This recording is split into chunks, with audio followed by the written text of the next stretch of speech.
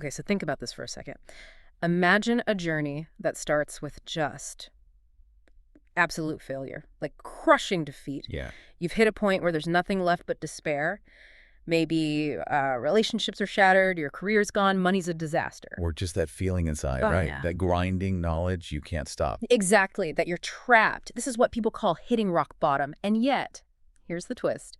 Years later, you hear people who went through that absolute abyss say something incredible. What's that? They say, with this, like, quiet certainty, I am one of the luckiest people alive. And that is just, it's the ultimate paradox, isn't it? Yeah. That's what we're really digging into today. Yeah. How does total, utter defeat somehow turn into this deep, like, abiding gratitude? We're exploring this idea of the blessing of hitting bottom. So where are we drawing this from? What are our sources for this deep dive? Well, we've gathered insights from really the heart of recovery literature. The core texts, memoirs, some clinical perspectives too. Yeah. Stuff that maps out that specific psychological and spiritual transformation. The journey itself. Exactly. The journey from being totally isolated to finding real connection, finding self-acceptance. So our mission today really is to unpack how that works. What's the actual architecture of that shift? Right. We're not just looking at, someone stops drinking or using. We're looking at the specific steps, the mechanisms that turn despair into, integrity, loneliness into purpose. Yeah. Trying to understand why this really rigorous process results in this feeling of wholeness. Yeah. Or one source has this beautiful phrase, self-fullness. Self-fullness, I like that. A life that feels better than anything they could have imagined before. Okay, but we have to start with something that's, it's tough. Especially for how we often think about problems today. Which is? The idea that this intense suffering hitting rock bottom is actually necessary. It's the catalyst. Yeah, the sources they're pretty unequivocal about this. It seems few people will sincerely really commit to the kind of radical practice needed for this change unless they have truly, definitively hit bottom first. Yeah. That pain, that suffering is the prerequisite.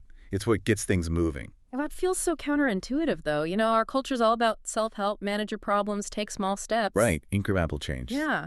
So why does the literature insist on this, catastrophic failure being essential? Why can't you just decide, okay, I'm going to be better and start the steps? It really boils down to leverage and attitude. You see, the steps that come after step 1, steps 2 through 12, they demand things. Like what? Like radical honesty, deep trust, acceptance. Things that are almost unimaginable, frankly, to someone who's still fighting the substance, still thinks they can somehow control it. Okay. The program asks for things like selfless service, a fearless self-inventory, stuff that almost no one who's still trying to manage their addiction can genuinely even attempt. So the pain is the only thing strong enough? In the beginning, yes. Yeah. That sheer, grinding, awful pain of hitting bottom, it's often the only motivation powerful enough to break through the ego's resistance. The ego that says, I can handle this, I've got it. Okay, so the suffering provides the initial push. It forces you out of the old way of thinking, which brings us right to that foundation then, admitting complete defeat. Step 1, yeah. Admitting we are powerless over the addiction and that our lives have become unmanageable. And this isn't just like, okay, I admit it, it's deeper. Oh, much deeper. It's not just a prerequisite. One source calls it the main taproot. The taproot. Yeah, the main taproot from which the entire recovery fellowship, the whole society, has sprung. Think about that. A society built not on strengths, but on shared acknowledged weakness. That's pretty radical. It is. Now, unmanageability, I think we get the surface level, right? The obvious chaos, lost jobs, wrecked cars, hospital visits. The external stuff, yeah. But the literature talks about something deeper, more insidious. It absolutely does. That first layer is the external mess. The things you can point to, unpaid bills, health problems, relationships imploding. But the second layer, that's the internal surrender. Internal surrender. Yeah, the spiritual surrender to the destructive behavior. It's admitting that you're living in this constant negotiation with a shadow side. You don't know when it'll take over again. Exactly. You realize you genuinely don't know when the next episode will hit or what state your life will be in when you come out of it. You've basically surrendered control over your own sanity. And that realization, that's terrifying. And that seems to be the moment where that old self-confidence, the I can fix this myself attitude. Oof, gone. Yeah, it's suddenly revealed as a total liability, not an asset. It is the liability. That self-confidence has to be the first thing to go. Addiction involves this mental obsession, right? Right. It's so powerful that no amount of sheer human willpower, what they sometimes call self-will run riot, Right. can break it alone. People often come into recovery thinking, okay, teach me how to build up my willpower, boost my self-esteem. Yeah, fix me. Right. And they're surprised when the first instruction is actually deflate your ego. Admit you are totally inadequate against this problem. That old confidence, that belief in personal control, that was the very thing keeping them stuck, fighting a battle they were destined to lose. So the only way forward is just complete surrender, admitting defeat, accepting you can't do it alone. That's the bedrock. Accepting that sanity, healing. Hmm. It's not a solo project. But it's not always a straight line, is it? If hitting bottom is so crucial, what about setbacks, stumbles, people relapse sometimes? How does that fit in? How is that used? That's a great question. And this is where the framework really shifts how you view failure. Obstacles become opportunities for growth. Okay. Experiences with relapse, with falling short. We see this in anecdotes, like from Chuck C. in some readings. These weren't seen as the end of the road. They became critical turning points. Well, these moments of, intense despair after a slip, they often became catalysts for deeper self-reflection, a more honest look at what went wrong, and then a renewed, maybe more earnest commitment to the program's principles. So instead of thinking, see, I'm hopeless, they think, okay, what did I miss? What do I need to do differently? Exactly. It's treated like crucial data.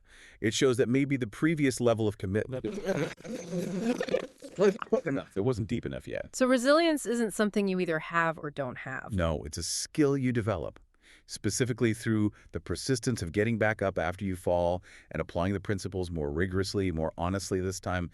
The memory of that pain ensures the next attempt has that necessary desperation, maybe. Sincerity, definitely. Okay, so amidst all this brutal honesty, this facing defeat, when does that first little glimmer of hope appear? When does that sense of luck start to creep in? It's paradoxical, like you said right at the start. Right. The very first taste of relief, strangely enough, often comes right when you admit powerlessness. Step one. Really? Just admitting it? Yeah. It's often described as a great sigh of relief, even though it's just the first milestone, right? Think about it. You've been carrying this immense weight, believing you have to single-handedly fight and win this impossible battle. Pleading 4-7. Day in, day out, year after year. Yeah. And when you finally say, I cannot do this, I cannot handle this, the fight stops. That internal war just lifts. Yeah. It's a reluctant relief maybe, but it's instant. You're accepting reality. You can stop fighting and actually start receiving help. That sounds like hitting a reset button. A necessary one. Definitely. So once that surrender happens, the focus shifts inward, right? This takes us into that core transformation process, building integrity, or what the sources call wholeness. Right. This is the big internal construction project. And yeah, it takes up most of the recovery journey. The ultimate goal, the overarching theme of the steps is achieving integrity. Yeah. Meaning, living a life that's actually consistent with your deepest values. See, the addictive life is inherently misaligned. What you're doing on the outside, hiding, lying, using, is totally disconnected from what you truly want on the inside, which is usually peace, connection, truth. So integrity is bringing those two together. Exactly. Unifying the inner life, your real feelings, your beliefs, with your outer actions. The goal is to feel whole, complete, honest in how you live and interact. And what's the main obstacle? What do the sources point to as the big thing standing in the way of that wholeness? The big villain is the self-centered ego. Okay, ego. We hear that a lot. Yeah, but it's defined really specifically here. It's not just vanity or arrogance. It's seen as the defining characteristic of the addictive condition itself. How so? It's subtle. It's dangerous because it takes so many forms. The ego is basically the mechanism that makes sure everything, absolutely everything, is filtered through the lens of how does this affect me? And you mentioned it's not just obvious selfishness. There are less obvious roles. Oh, yeah. The sources warn about things like, well, casting yourself as the martyr, the perpetually put upon caregiver. The poor me attitude. Exactly. Thinking, look how much I'm suffering. I'm the only one holding this family, this job, this whole situation together. On the surface, it might sound selfless, right? Yeah, it sounds like you're sacrificing. But it's still entirely self-focused. You're making your feelings about it, your pain, your perceived sacrifice, the most important thing in the universe. The focus stays inward. And that often leads to massive resentment when others don't, Appreciate the sacrifice you've decided you're making. Okay, so the goal then is to shift away from that kind of destructive selfishness, which is really self-centeredness that doesn't care about others, towards what you called self-fullness. That's a really interesting term. How do they define that shift practically? It's a radical change in perspective. Destructive selfishness comes from fear, from scarcity thinking. Self-fullness, that's about building a genuine, deep sense of self. By looking inward, exploring your true feelings, figuring out your actual values. Recovering your identity. Precisely. For so many people, especially women as one source highlights, the addiction completely erodes their sense of who they are. Maybe they spent years defining themselves by what others thought or by meeting others' needs. Becoming self-full means finding that core identity again, deciding what you stand for, rebuilding a sense of self that's directed from the inside, not just reacting to the outside. And getting that deep self-knowledge. That requires the inventory process, right? Step 4, that's where you really confront the past. It's a big one, yeah. The literature seems to really stress that this inventory has to be done with compassion, not criticism. How do they guide people through that without just dredging up more shame? That is absolutely critical. The sources are clear. If you approach the inventory just looking for your defects, Right. especially if you're already someone conditioned to find fault and take blame, which is pretty common, Right? you just end up amplifying those self-critical voices you already have. Yeah. The goal isn't self-punishment. It's clarity. It's seeing the patterns. Okay, so how is it structured then? How does this moral inventory lead to clarity instead of just shame? What's the actual process? It's actually quite structured, quite technical in a way. Step 4 usually involves sitting down and writing things out systematically. A huge part is the inventory of resentments. Resentments. Okay. You don't just list who you're mad at. You list who you resent, why, what they actually did, and then, this is the key part, how that resentment affects you. Affects you how? Specifically, how it hits your self-esteem, your financial security, your ambitions, your personal or sexual relationships. By mapping the resentment back to your own internal landscape, Ah, you okay. start to see that the external event only caused chaos because it hit some internal wire, some fear, some insecurity you already had. That immediately shifts the focus. It's not just about blaming them anymore. It's about understanding your reaction. Exactly. And they also have you catalog the harms you've done to others. And a comprehensive fear inventory. What are the underlying fears driving all this?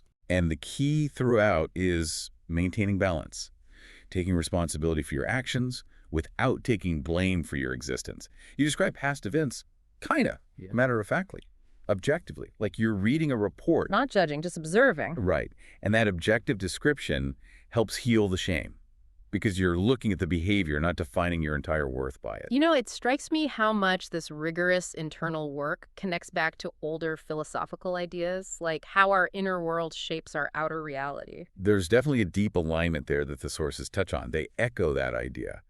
You can't always directly choose your circumstances. You can't magically get the lost job back, maybe, but you can choose your thoughts. And thoughts lead to actions, which lead to circumstances. Pretty much.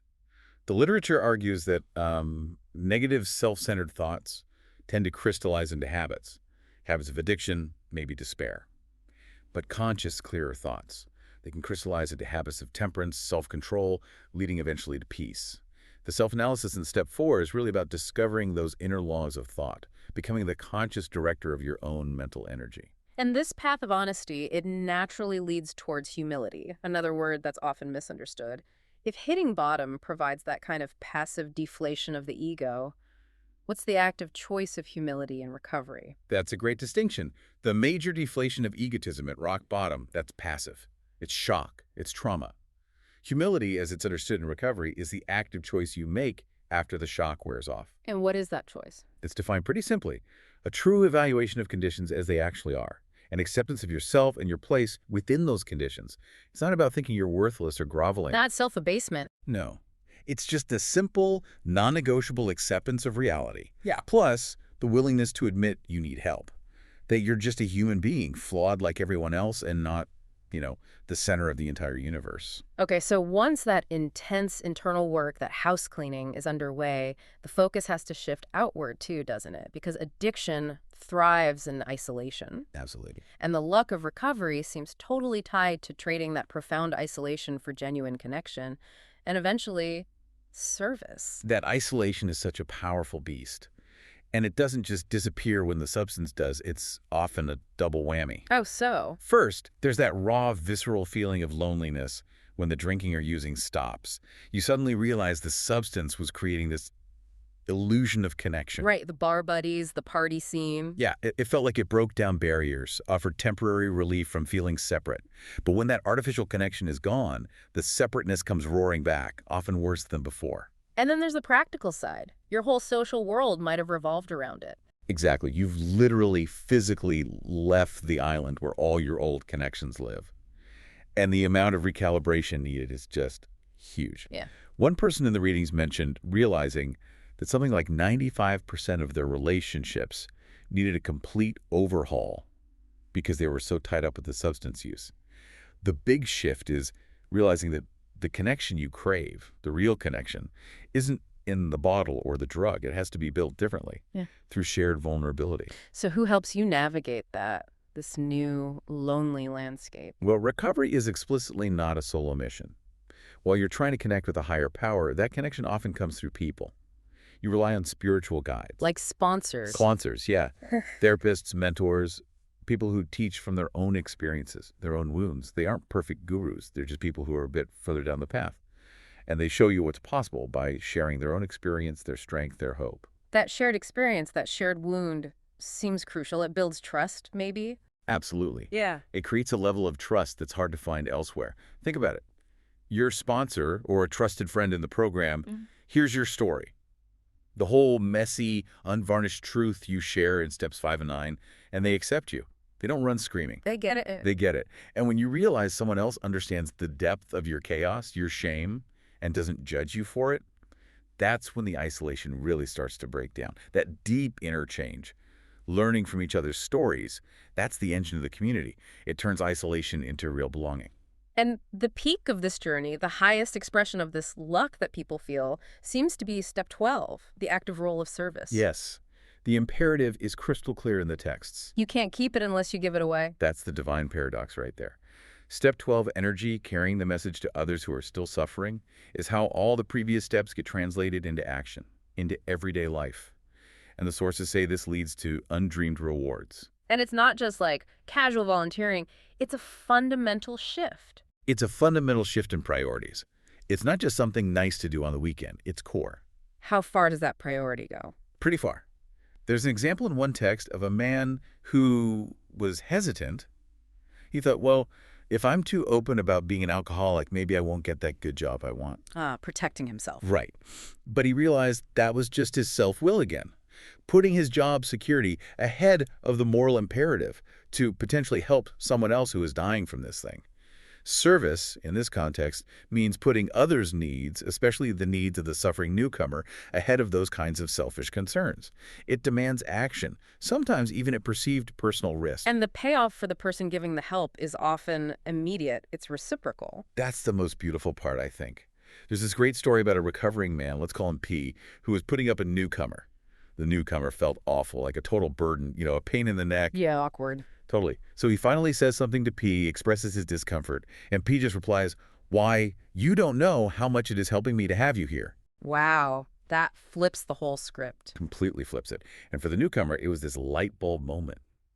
He suddenly realized these spiritual principles weren't just abstract ideas. They were about being useful, actually useful to another human being. And for P, the host. P was getting his own reward. The reward of purpose, of connection, of reinforcing his own sobriety just by being present and helpful. Yeah. The giving asks for nothing back, but the giver receives this incredible gift purpose, usefulness.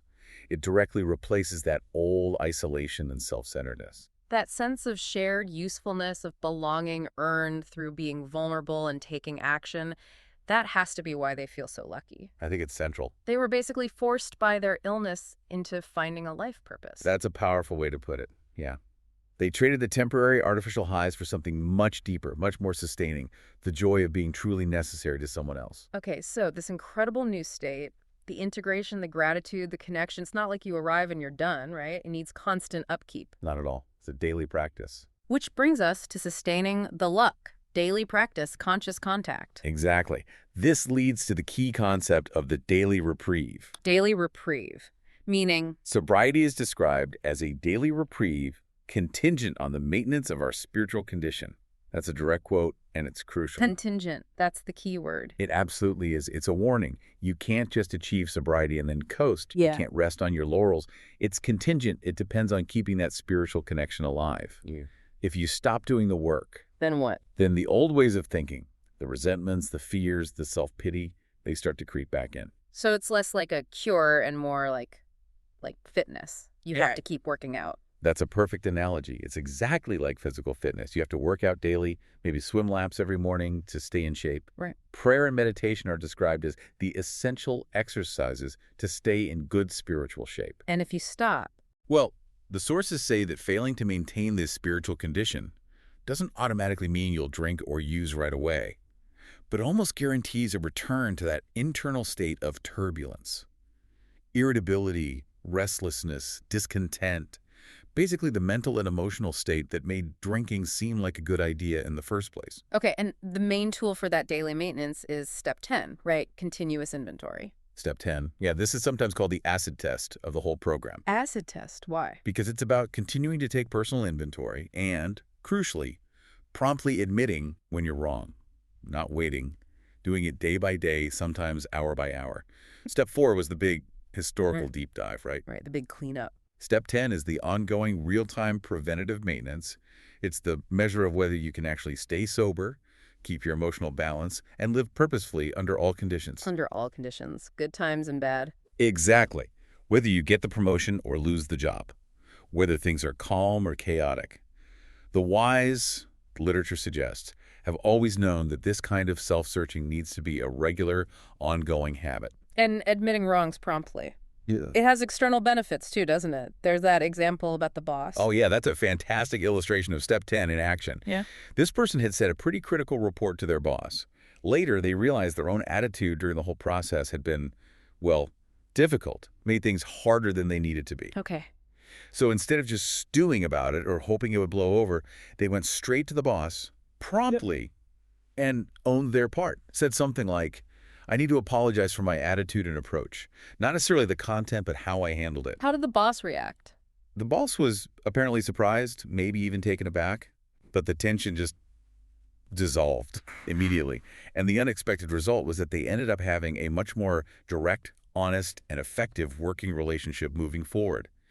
Admitting the wrong cleared the air, regardless of the report itself. Wow. Okay, so this daily upkeep, this continuous inventory, it's powered by step 11, which is about prayer and meditation, but maybe not in the way people usually think. Right. Step 11 refines the whole concept of prayer. It moves away from just asking for stuff. Petitioning, yeah, please give me this, please fix that. Exactly. Step 11 is about improving your conscious contact with whatever you understand your higher power to be. And the specific instruction is to pray only for two things: knowledge of His will for us and the power to carry that out. Only those two things. That's a huge shift. It's monumental. You stop asking for specific outcomes, the money, the health, the relationship, and you start asking for guidance. What should I do? And then asking for the strength, the willingness, the courage to actually do it. And the relationship with this higher power, it's not passive, it's like a collaboration. That idea of an active relationship is really key for many people. There's a wonderful perspective shared by a woman named Grace in one of the readings. She's kind of struggled with the phrase, humbly asked Him to remove our shortcomings. It sounded too passive to her, like she was just waiting for God to fix her. So she reframed it for herself. She said, essentially, I ask my higher power to work with me. I commit to doing my part and God does hers. So it's a partnership. It's a genuine two-way partnership. Mm-hmm. Her approach assumes that her willingness to be truthful, to be open, to be active, actually empowers the power she's relying on. It becomes a dialogue based on her willingness, not on achieving perfection. And all of this effort, the ego deflation, the inventory, the service, the daily practice, the conscious contact, it all leads to what Step 12 calls a spiritual awakening. That's the ultimate result, yes. The awakening is the outcome of all this integration. Integration of what? Integration of the self. It's an awakening to a life that feels connected to something larger, whether you call it an inner power, a higher power, the universe, the community, whatever works for you. It yields that sense of wholeness, of integrity we talked about. So it's not just about not drinking or using anymore. Oh, far from it. The sources are clear. The end result isn't just abstinence. It's happy and contented sobriety. The profound isolation gets replaced by genuine connection. Fear gets replaced by faith. And that driving, self-centered ego gets replaced by a sense of purpose and usefulness. Which brings us right back around, doesn't it, to that deep feeling of being lucky. A full circle. It seems the luck comes from the knowledge you gain through the suffering, the integrity you have to intentionally build, the freedom you find from that prison of self-centeredness that, honestly, most people never escape. Right. They were essentially forced, by necessity, into finding a fundamentally better way to live. It wasn't easy, but the result is profound. It's like that quote, the imprisonment of tunnel vision is broken by the practice of gratitude. That captures it perfectly. And that gratitude isn't cheap, it's earned. Earned by facing the absolute worst parts of yourself, doing the hard, consistent work day after day, and choosing to move forward anyway. The luck isn't that the pain disappears. It's knowing you now have the tools to transform that pain into purpose, into being useful. So maybe the final thought for everyone listening today is this. The people who feel the luckiest in recovery seem to be the ones who realize their past struggles, the rock bottom, the shame, the failures, they aren't just burdens to hide. No, they become qualifications. Exactly. They are the unique ingredients, the specific experiences that qualify them uniquely to reach out and guide someone else who's still lost in that same darkness. So the question to ponder might be, how could you start to see your own past difficulties, not as things that disqualify you, but as the very expertise that makes you uniquely suited to turn suffering into service?